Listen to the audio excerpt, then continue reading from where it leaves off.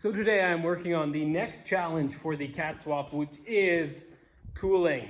Basically, I'm not going to be running no mechanical fan, so I need to make some electronic fans work with the radiator I'll be running. This here is a radiator out of a 7.3 liter Power Stroke. I think this one's out of a 02. Anyways, it fits right in the mounts that was in the gasser. The gasser was basically the rad that was in it. In that cab was the same size, but it was only 2 cores instead of 4. So this one will hopefully be enough cooling capacity. I'm gonna take off this fan shroud, make a new fan shroud out of some checker plate aluminum, and run some electronic cooling fans. Picked up 2 of these electronic cooling fans. They're just like, I think they're like 50 bucks each on Amazon. They seem to have the best reviews and be like the best name brand. They're 12-inch fans and it's a 30-inch by 30-inch rad. So I'd like to run 4 fans, but I figured I'd just buy a set of 2 first and see how good the quality is before I buy, you know, an entire set of them. And anyway, so I got those 2. I got some thermostat switches and some relays so I can hook those guys up. And I just got to make basically a custom shroud for it, which I figured I'd make out of some checker plate, because these do come with ties that you can go ahead and thread right through the fan core or like the rad core itself and like basically zip tie through it. But they're kind of messy and I don't really like the way they look. So I would like to make a nice shroud on there. And yeah, I'll just make it for the 2, 1 on each corner for now. And then I will end up adding the 2 more later on, 1 down there, 1 up there. And we'll see how well that works. Hopefully this will be plenty cooling. I'll just make a point to watch the engine temps. So I'm gonna have to move the radiator from where it will normally sit, because as you can see, those are the lower rad mounts right there and right there, but our cross member and engine mount are in the way of that, and I couldn't have put the cross member back anymore, otherwise it would have interfered with the steering box, because the steering box comes like right to here, right? So there's no option to have that farther back, but I won't be running an intercooler AC condenser at this point, so I could move it to the front here. So I'm going to put in this upper rad mount and then see if I can possibly make some mounts to put the radiator kind of in the front here where the AC condenser will be. But I'm going to remove that power steering cooler. I'm going to possibly take a zip cut and zip cut these little mounts out and kind of see if I can make some room with this header panel and kind of get the location situated.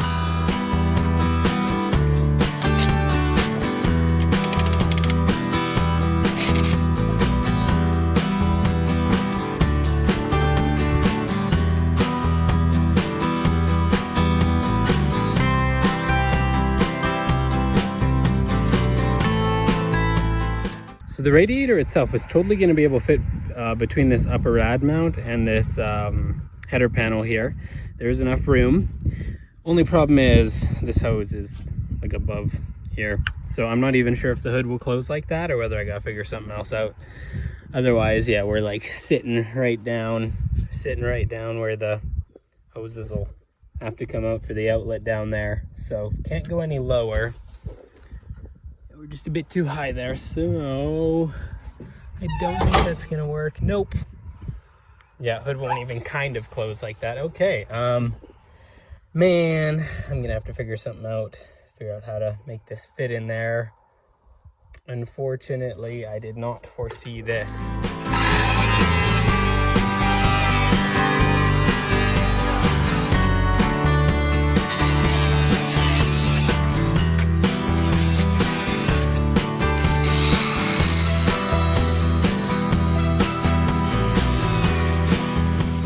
So you always run into some issues like this, because it's not like I was able to Google like how do you cat swap a Super Duty, you know, there's nothing out there on it. But I don't think the angled radiator is going to work. An option I'm considering is I did build this front engine mount beefier than it needs to be, is I could take and cut one of these outer parts out, basically slice that weld, slice down there, and just bring this back a bit, just to give me enough clearance for the radiator. And I mean, I think I might have to go that route.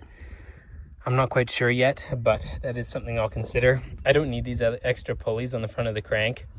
I can take these 2 extras up. I'm only going to be running these back 2 or 3, I guess, with the fan. I don't know. Bring everything back a bit, and that'll hopefully give me a bit more room for the radiator. When I was mounting this in the frame, I obviously didn't think about the radiator clearance so much, which I definitely should have kept it in mind, but I didn't have the cab on there, so I really thought that I had more room. But this is just kind of the trial and error with trying to do something that no one's ever done before. The task I really want to focus on today is getting a shroud on this radiator and getting those fans hooked up. Now that I know I'm going to be able to bolt it up in the engine bay, I just want to get that part done. So I want to make basically a plate the same size as this original fan shroud that has those little tabs and that has the holes up top, so I can bolt it on there. And I'm going to use this checkered plate.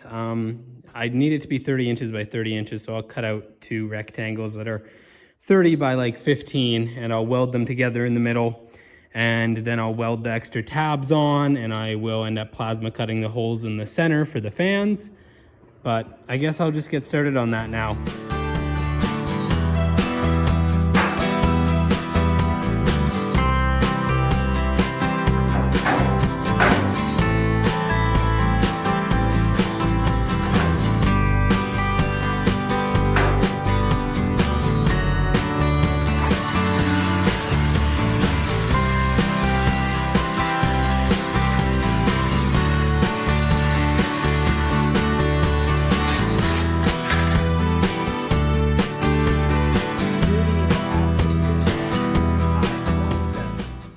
I've got these 2 sheets of material cleaned up and butted up against each other. I'm gonna have to hold them flat as I do it, but I'm gonna weld along the seam now. Now that I'm ready to weld up these 2 aluminum sheets, I wanna show you this welder that I was sent over by Andeli. This is one of the most affordable TIG welders they have on Amazon. This is a 200 amp AC/DC welder.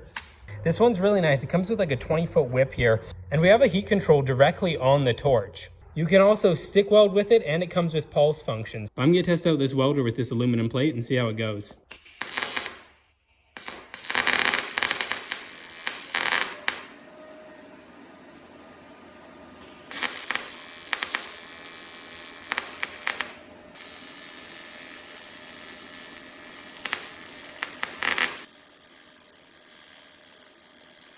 Well, since this is only about the 3rd time I've welded aluminum, I'd say that didn't turn out too bad. Very impressed by this machine. I feel like with enough practice, you'd be able to run this heat control knob while welding. I wasn't able to, but you'd probably get a little bit finer results with that, because there was a couple spots I got a little hot and burnt through.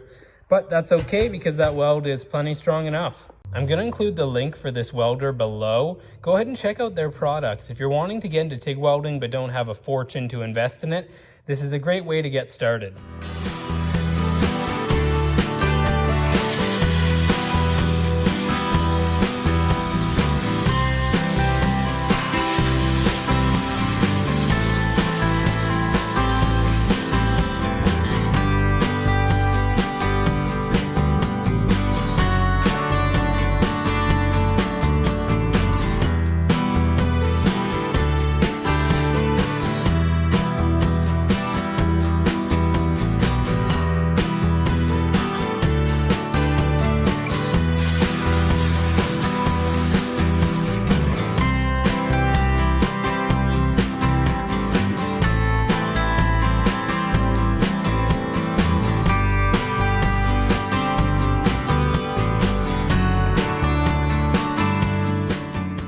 The way this is sitting now should kind of give you an idea of what I'm aiming for. Basically, I'm going to end up having 4 fans, 1 on each corner, spread out evenly. And I'm going to end up putting some tabs here so I can bolt to the upper side of the radiator, and some tabs going down to sit in those pockets there. So basically, now that I have it like that, I just need to plan and cut out the tabs. I think I have some 1/4 inch plate aluminum I'll use for those tabs. And then I will measure out where I want these to be, and I'll make up a file for the arc droid to cut that circle. It'll probably be a 12-inch circle with bolt holes on each corner, even though I'll probably cut the circle and drill these out because they're aluminum, and it'll be easy enough for me to just line up by hand afterwards. But yeah, and then I'll probably end up using some nut certs to screw those guys on down to the fan shroud. And then I guess my only concern will be like how rigid it'll be after that. I might end up putting some, I don't know, plate or something along the edges or something to make it more rigid, if that isn't rigid enough already. I'll see when I get there though. But for now, that's gonna work.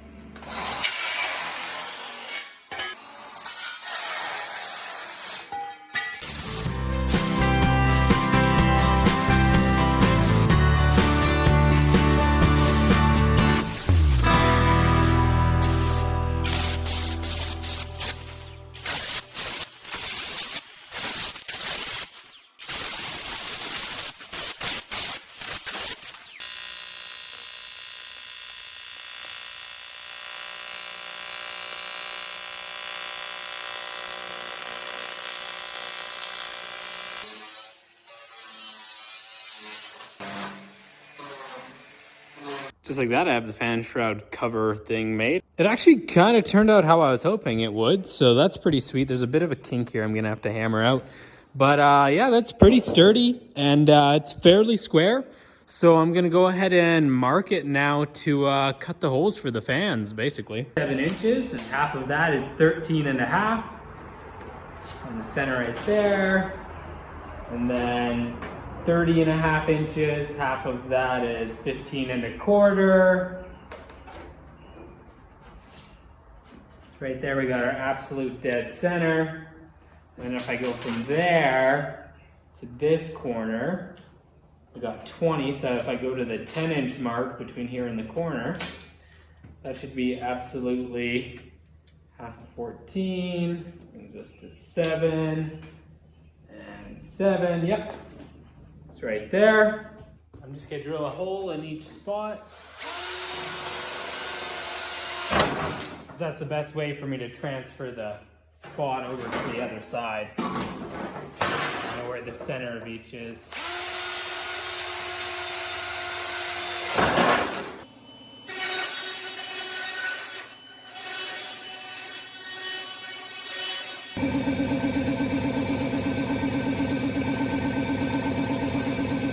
Those fan holes centered really nicely, so that guy's gonna be there, that one's gonna be down there, eventually one here and there, but for now this will work. All I gotta do is see there's these little holes for some mounting bolts. I'm gonna put in some riv nuts, whatever you wanna call them, just to bolt those guys right down. And then basically it's ready to be installed, and all that would need to happen is wiring it up.